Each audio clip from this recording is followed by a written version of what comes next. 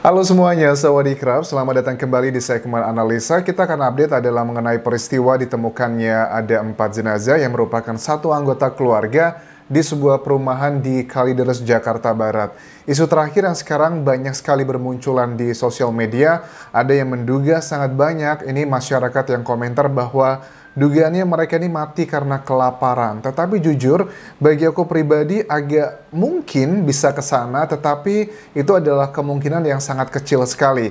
Terus kita juga melihat ada banyak sekali saksi yang diwawancara oleh media Indonesia yang membahas mengenai profiling dari para korban yang dinilai adalah sebagai keluarga yang dinilai tidak suka bersosialisasi.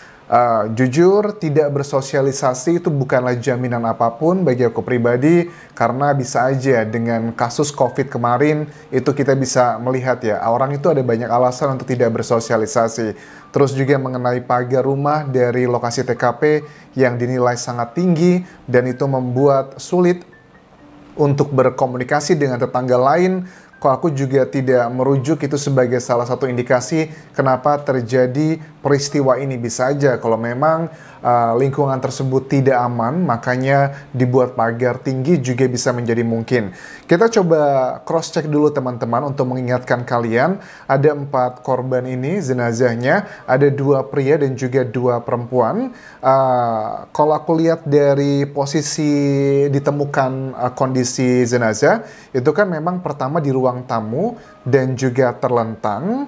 Terus juga di kamar pertama itu ada Ibu Reni dan Dian, anak dan juga ibunya di satu kamar, di atas kasur dan juga di bawah kasur posisinya.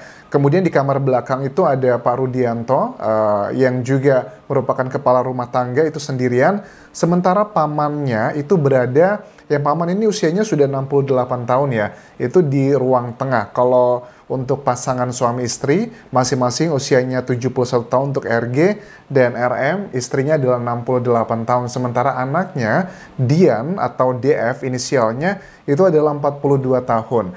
Hari ini juga ada sejumlah kesaksian yang mengatakan pernah terakhir kali bertemu dengan Dian, anaknya, bahwa itu sekitar sebulan yang lalu, dan terlihat biasa-biasa aja, baik-baik aja. Bahkan ada juga keterangan dari sejumlah saksi di sana mengatakan pernah melihat RG usia 71 tahun ini itu jalan kaki terus memakai alas kaki kayak plastik gitu di kakinya.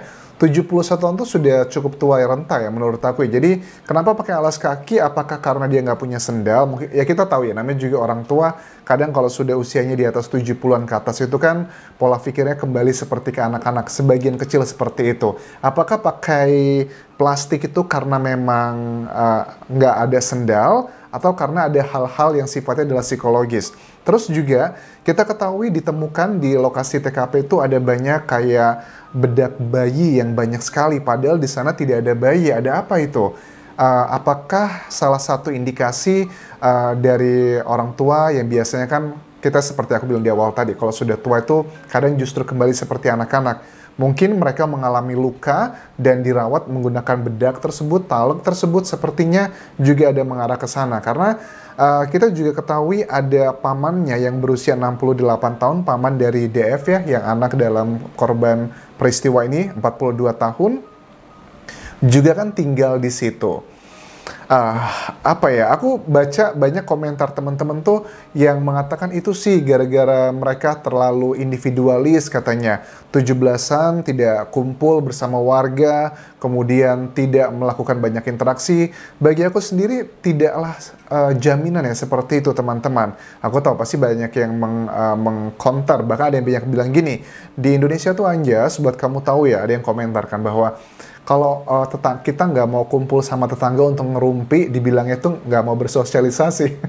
Well, mungkin untuk itu mungkin benar. Tapi kalau aku lihat dari peristiwa ini, kayaknya memang lebih ekstrim ya keluarga ini. Maksudnya, aku melihat dari keluarga misalnya ada keterangan dari salah satu kayak Pak RT ataupun juga petugas yang lainnya di rumah sana mengatakan bahwa pernah ada satu waktu di mana akan dicek untuk kayak jentik nyamuk ya, dicek jentik nyamuk, datanglah petugas ke sana, kemudian ditaruhlah baskom untuk melihat perkembangan jentik nyamuknya. Sang ibu dari rumah tangga ini yang berarti usianya 68 tahun ya Ibu RM ya, itu mengirimkan gambar pesan ke petugasnya yang juga warga di situ untuk mengatakan ini sudah saya kirimkan gambarnya, jadi nggak perlu kamu repot-repot datang ke rumah saya. Intinya adalah mereka ini berusaha menjaga jarak dengan orang-orang sekitar. Apa yang terjadi sebenarnya? Menurut aku mereka tidak cukup ekstrim. Kalau aku lihat dari keterangan-keterangan warga, mungkin kalau orang yang tidak suka bersosialisasi dalam kadar tertentu masih oke lah. Tetapi kalau untuk ini sepertinya tidak bersosialisasinya cukup ekstrim sekali. Bahkan kenapa mereka bisa terlambat sekali ditemukan ya karena tercium aroma yang tidak sedap oleh warga. Ada fakta-fakta di TKP yang kita temukan bahwa lokasi rumah ini kan aman, tidak ada acak-acakan, indikasi didobrak, bahkan rumahnya pun terkunci dari dalam. Warga yang menemukan bau tak sedap dan mencurigai ini pun mereka melakukan penjebolan begitu karena dikunci dari dalam. Ini sih indikasi yang sangat kuat menurut aku bahwa memang tidak ada terjadi kayak percobaan perampokan, tapi kan ada yang tanya gini Anjas, gimana dengan kendaraannya? Apakah dia punya kendaraan atau tidak?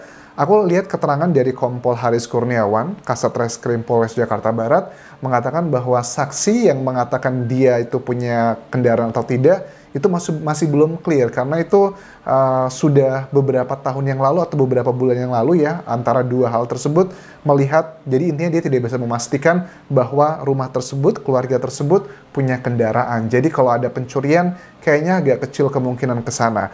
Terus ada yang bilang tentang ahli waris Anjas. Siapa yang akan memiliki rumah tersebut nantinya? I know, kadang tuh kita berpikir kayaknya nggak mungkin deh kalau hanya demi uang 100 juta, 200 juta, atau 1 miliar, 2 miliar, bagi aku tuh kayaknya agak kecil kemungkinan orang melakukan pembunuhan. Tetapi itu kan opini pribadiku. Tetapi pada saat aku melihat kasus di Indonesia, misalnya kayak ada istri ya yang membuat asuransi jiwa untuk suaminya yang sakit jiwa terus dibunuh hanya demi uang UP 140 juta. Aku tuh mikir, oh my god, ternyata hanya demi 100 juta pun orang mau gitu melakukan pembunuhan seperti itu. Jadi memang kan pada saat kita melihat sebuah kasus, sudut pandangnya macam-macam gitu. Ataupun juga kayak di Lampung pernah ada seorang anak yang membunuh juga seorang perempuan begitu hanya karena uang beberapa ratus ribu rupiah. Jadi ini juga bisa menjadi salah satu petunjuk juga untuk motif sebenarnya. Tetapi kalau aku lihat dari data-data ilmiah ya, karena kita sedang menanti hasil pemeriksaan toksikologi yang diambil dari hati masing-masing jenazah untuk melihat ada racun apa yang ada di sana, karena untuk melihat racun terakhir itu biasanya kan tersimpannya di hati tersebut teman-teman.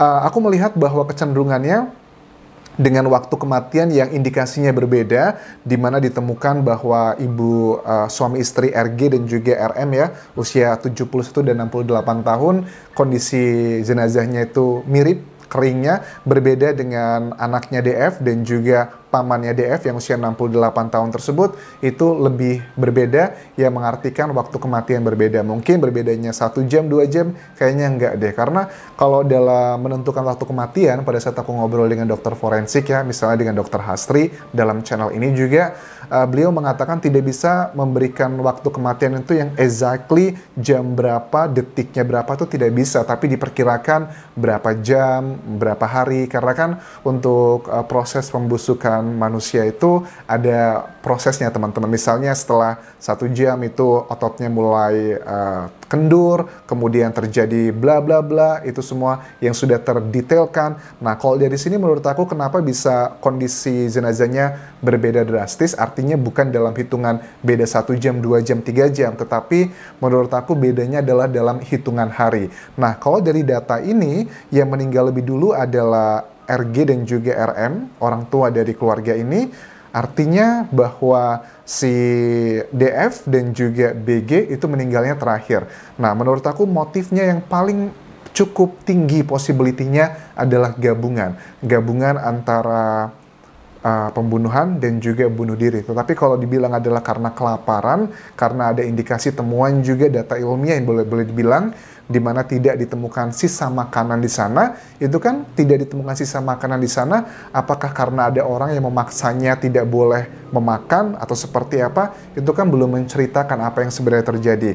Tetapi kalau menurut aku masih tetap kekeh dengan data-data yang cukup sementara ini aku dapatkan. Ada dugaan kuat bahwa ini adalah dua motif. Pertama adalah karena pembunuhan, dan kedua adalah karena adalah bunuh diri, gabungan ini sendiri. Tetapi kalau menurut kalian hanyalah karena pembunuhan, ya kalian boleh tuliskan alasannya kenapa seperti itu. Terus mengenai DNA dan juga sidik jari, agak sulit untuk menjawab pertanyaan ini semua karena menurut aku akan ada data yang berikutnya akan kita butuhkan, data yang akan jauh lebih menjawab semua itu adalah pada saat kita mendapatkan hasil dari laboratorium toksikologi ada racun atau tidak, karena tidak ditemukan juga kekerasan ya di tubuh korban. Itu yang kita dapatkan dari Kasat Reskrim Polres Jakarta Barat. Kalau seandainya motif gabungan yang kedua tadi itu adalah benar, kemungkinan besar pelaku yang melakukan pembunuhan tersebut adalah antara DF, anaknya yang usia 42 tahun, atau RG 68 tahun. Karena dilihat dari waktu kematian yang indikasinya mereka lebih lama terakhir dibandingkan RG 71 tahun dan juga RM 68 tahun. Sementara itu dulu yang bisa aku update mengenai kasus di Kalideres Jakarta Barat ini. Kalau kalian punya update terbaru mengenai kasus ini, bisa kalian tuliskan di kolom komentar video ini agar aku bisa membahasnya untuk pembahasan di analisa berikutnya. Terima kasih sudah menonton. Jangan lupa tinggalkan like dan juga komen, serta subscribe channel YouTube ini, juga follow Instagram dan juga Facebook pageku di Anjasa Asmara. Kapan kerap semuanya. Bye-bye.